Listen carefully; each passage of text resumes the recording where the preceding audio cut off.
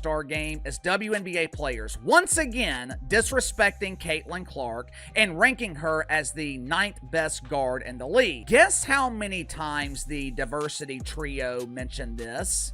The biggest story in the WNBA. Guess how many times they mentioned it? Interestingly, one host, IowaWBB, had to issue an apology after promoting a race-based hoax involving another player. But in Caitlin's case, no one from the show apologized or acknowledged any role in fueling divisive narratives around her. The inconsistency shows that certain athletes are protected, while others, like Came out and tried to get them extra bonuses and more money. They didn't care. She's come out and spoke up for black women in the sport. They don't care. They still don't like her. They're not gonna like you because you are the reason that things are moving forward, and they're not. So you coming out and saying all these things is not helping. During a discussion about WNBA All-Star voting, CaitlinClark was shockingly ranked 9th among guards by her fellow players. This was a major storyline, yet ESPN's Vibe Check show didn't address it at all. The deliberate omission of this news appears to be intentional. Ignoring such a significant development suggests avoidance or bias. When a platform that claims to support women in sports refuses to defend its biggest star, it becomes obvious that something else is at play. This boldly claimed that the WNBA wasn't against CaitlinClark, supporting CaitlinClark being left off the Olympic team because she was unwilling to sacrifice her knowledge and integrity in terms of the game for marketing purposes, and repeatedly defending the player assaults of Clark on the court. Those that are around her understand she's just really stupid. Despite being the biggest reason behind rising WNBA attendance and viewership, CaitlinClark's contributions were ignored entirely in the show. Analysts who benefited from her fan base are now using that platform to critique and exclude her. This irony isn't lost on viewers, many of whom tuned in only because of WNBA players once again disrespecting CaitlinClark. The 3 women who rose to stardom on the backs of CaitlinClark. 3 ladies previously drew praise on social media and mean-spirited coverage of CaitlinClark. Accused CaitlinClark of stealing storylines from other WNBA players. Start going on every platform she could and diminishing her, who have literally made a brand off of diminishing CaitlinClark. They parlayed that into huge contracts at ESPN, off of CaitlinClark making everybody watch women's basketball. Mean-spirited coverage of CaitlinClark. Start going on every platform she could and diminishing her, ranking her. Man, only reason you're popular is because you're black. I'll be like, thanks? Then I get home and I'll be like, what did they just say to me? Wait a second, man. What you say? I'm only popular because I'm black. What about my insight? What about the research I do? What about the vast wealth of basketball knowledge I have from watching basketball for all these years? Another host boldly claimed that Caitlin's Olympic snub was fair because she wouldn't sacrifice her knowledge and integrity for marketing. This subtle dig frames her as selfish or not a team player without evidence. These kinds of statements, repeated on air, slowly build a narrative that Caitlin is somehow undeserving. Instead of standing up for the league's most watched player, the host turned her exclusion into a punchline. This isn't just sports talk, it's shaping public perception against her, and that is deliberate targeting. She bolded her as the 9th best guard in the league, accused CaitlinClark of stealing storylines from other WNBA players, who have literally made a brand off of diminishing CaitlinClark. The 3 women who rose to stardom on the backs of CaitlinClark. Because remember, these 3 were doing the NCAA tournament halftime show, post-game show during CaitlinClark's. Elle Duncan, Chiney Ogwumike, and Andrea Carter.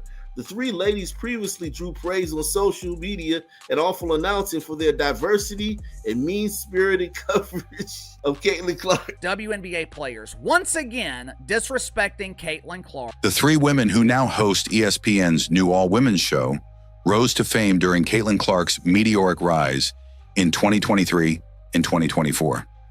These would not go, quote, at it in a pool with a woman that wasn't my wife. They got mad at me.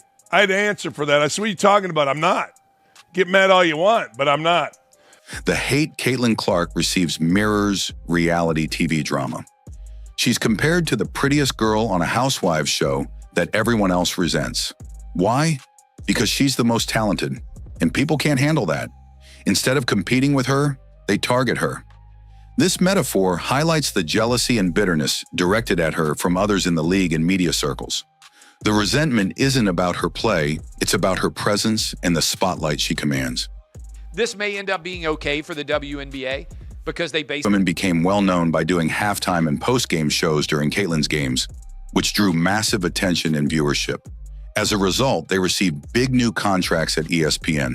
The success of Caitlin on the court directly translated into visibility and opportunities for these analysts. It's evident that ESPN capitalized on CaitlinClark's stardom to build up the show. Without her impact, their rise wouldn't have been possible.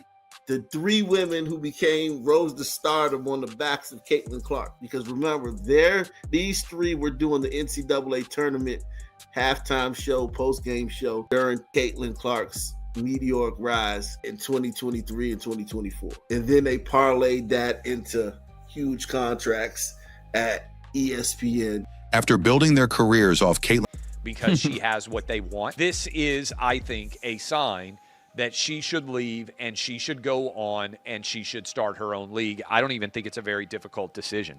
one of the most direct personal attacks came when Monica McNutt implied CaitlinClark is only popular because she's white. This kind of reductionist comment strips away all of Caitlin's hard work, talent, and dedication to the game. The statement wasn't just about race, it was a strategic way to discredit her legitimacy. If someone had said the reverse about a black athlete, there would have been outrage. But when it's about Caitlin, it gets brushed off. CaitlinClark's success, the same women are now at the center of controversy for targeting her on air. One of the hosts even mocked Caitlin's Olympic snub, suggesting it was justified. This attitude has raised questions about their intent and fairness.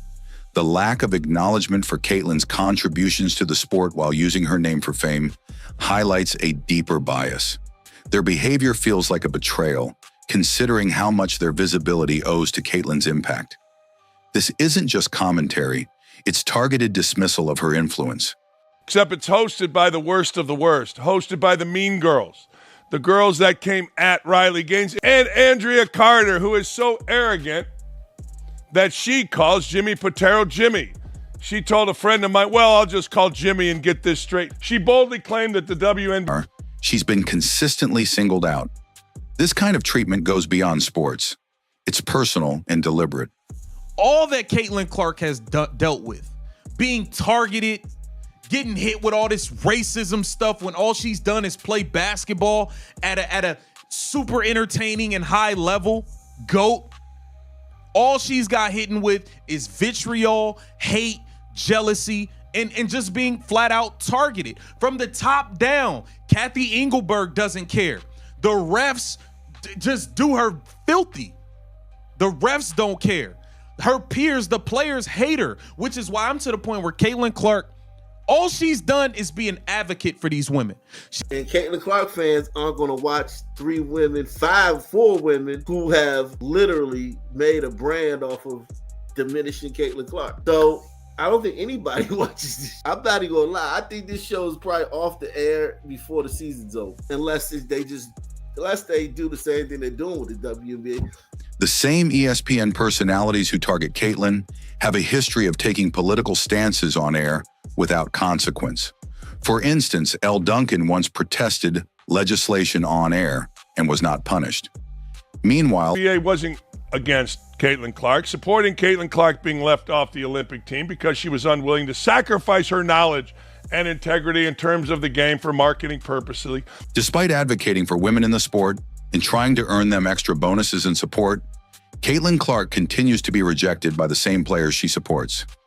She's even spoken out in support of black women athletes, yet she still faces backlash. This isn't just rivalry, it's targeted rejection. Her efforts to uplift others have been ignored, and the animosity toward her only grows. The message being sent is clear. No matter what she does, certain people in the league will never accept her. The refs don't care.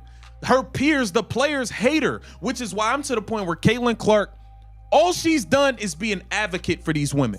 She's come and put her on College Game Day because they needed a sister to go with Jay Williams, Jay Billis, Seth Greenberg, and Reese Davis. You got to have a sister to cover men's basketball. The show also ignored the fact that Caitlin's success hinges heavily on her dedicated fan base.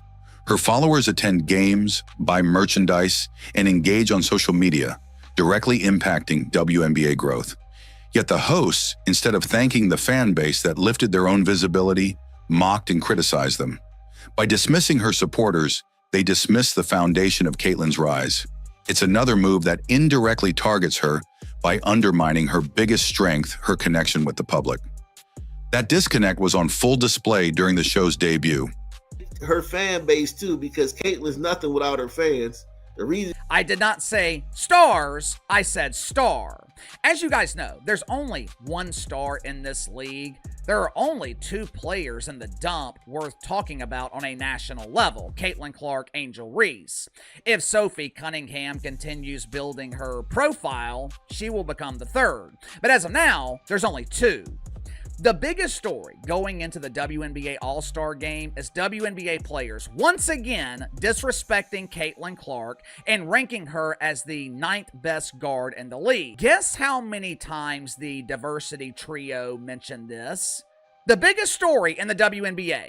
Guess how many times they mentioned it? CaitlinClark has been targeted with a shocking amount of hate. Renee and Monica. Off to the comment section. This one said, who is the target audience?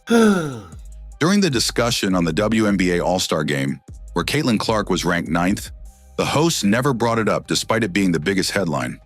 The viewers were expecting strong analysis or even basic coverage, but got none. This lack of discussion wasn't an oversight, it reflected a deliberate editorial choice. Caitlin being placed 9th was controversial and newsworthy, and ignoring it effectively silenced a major sports story. Such silence from a platform claiming to support women in sports is not neutral, it's revealing. The WNBA All-Star Game. Keyword, star. I did not. So you coming out and saying all these things is not helping. Monica McNutt, one of the panelists, received major career opportunities thanks to CaitlinClark's popularity. But instead of appreciation, she went on multiple platforms to downplay Caitlin's fame. Monica claimed Caitlin is only famous because she's white, ignoring her talent and fan engagement. These kinds of remarks don't just critique, they try to delegitimize her entire journey. It's a direct attack on someone who helped lift their careers. Instead of support, Caitlin receives condescending commentary from those who profited off her rise. That's targeted disrespect. What did Monica do after Caitlin put her in a new tag?